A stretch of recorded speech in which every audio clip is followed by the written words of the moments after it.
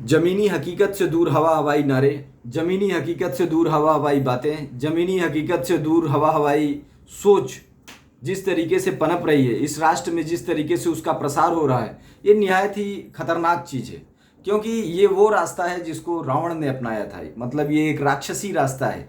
आज इस राष्ट्र में राक्षसी रास्ते का प्रचार प्रसार कर कौन रहा है? बुराइयों को सम्मान दिया जा रहा है, गलत चीज़ों को सम्मानित किया जा रहा है। जो लोग उसका विरोध कर रहे हैं उनके खिलाफ एक्शन हो रहे हैं। एक्शन मतलब सामाजिक तौर पे, राजनीतिक तौर पर जिस भी तरीके से उनको दबाने का कोशिश किया जा रहा है। मतलब एक राष्ट्र जो सिर्फ सुख में यकीन रखता है, एक राष्ट्र जो विकास में यकीन रखता है, एक राष्ट्र जो उन्नति में यकीन रखता है, एक राष्ट्र जो समभाव में यकीन रखता है, एक राष्ट्र जो मानवता में यकीन रखता है, उस धरती के ऊपर राक्षसी प्रवृत्ति किस प्रकार हावी हो रही है? आखिर वो क्या गलती हो रही है कि राक्षसी सोच के लोग इस धरती के ऊपर अपना प्रसार करते जा रहे हैं? और ये बहुत ही ज़्यादा चिंता का विषय है। क्योंकि अगर पूरी इस धरती पे देखा जाए तो एक भारत भूमि ही ऐसी है जो मानवता में यकीन रखती है, जो स्त्री में यकीन रखती है, जो स्त्री को माँ मानने में यकीन रखती है। बाकी किसी कंट्री में ऐसा नहीं है। आखिर जब इस देश के अंदर भी इस परंपरा का लोप हो जाएगा, इस राष्ट्र को क्यों बनाया गया? इस देश को क्यों बनाया गया? राक्षसी प्रवृत्तियों और दिमागी सनक को जानने के लिए नहीं। इस राष्ट्र को हमने बनाया है अपने मूल्यों की हिफाजत के लिए, अपने सम्मान की हिफाजत के लिए, अपनी व्यवस्थाओं की हिफाजत के लिए।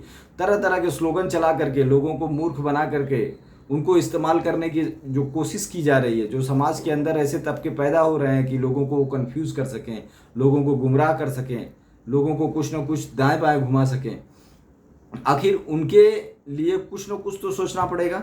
अगर समाज इस चीज़ का प्रतिकार नहीं करेगा, अगर समाज आज इस चीज़ का विरोध नहीं करेगा, आज अगर समाज में बैठे लोग सिर्फ इसलिए बैठे रहेंगे कि सिर्फ उनका जयकारा हो और वो 5 साल पहले बड़े हुए थे इसलिए लोग उनको मुअज्जिज़ माने, तो ये चीज़ पॉसिबल नहीं है। वो भी अपनी कुर्सी पर रह नहीं जाएंगे और उनका भी सम्मान नहीं रह जाएगा। स्वाभाविक सी बात है। स्वाभाविक इसलिए है क्योंकि आने वाली पीढ़ियां देखेंगे कि ये बेकार के लोग हैं, सिर्फ खाना खा रहे हैं, हमारे नाम पर अपना फैसिलिटी ले रहे हैं, कमा दमा रहे हैं। तो ये कमा रहे हैं तो हमको भी कमाना है, तो अपने आप सब कुछ समाप्त हो जाएगा। तो इस प्रवृत्ति से इस मिट्टी को निकलना जरूरी है, इस प्रवृत्ति से इस राष्ट्र को निकलना जरूरी है।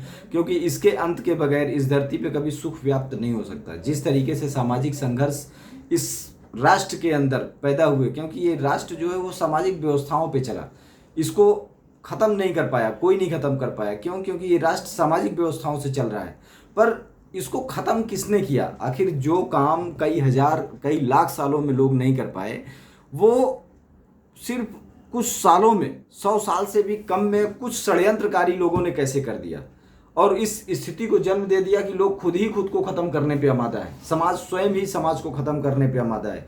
उसको ये नहीं समझ में आ रहा है कि इसके ख़त्म होने के बाद हम कहाँ जाएंगे, दूसरा रास्ता क्या होगा, उसको भी नहीं पता, बस वो उसमें लगा हुआ है। आज ये बहुत ज़्यादा ज़रूरी है कि जो चिंतक हैं, जो सामाजिक चिंतक हैं, वो इस बात पे गौर करें और इस बात को समझें कि किसी को पावर दिया नहीं जा रहा है, उसके समाप्ति का रास्ता उसको दिया जा रहा है। किसी को स्पेशल पावर नहीं दिया गया है, सिर्फ उसको समाज से काटने का एक जरिया बनाया गया है। अब वो ताकतें हैं जो स्पेशल पावर की बात करती हैं, उस राष्ट्र की विरोधी हैं, इस मिट्टी की विरोधी हैं, इस सभ्यता की विरोधी हैं। ये स्पेशल पावर शब्द ही इस सभ्यता के विरोध का है।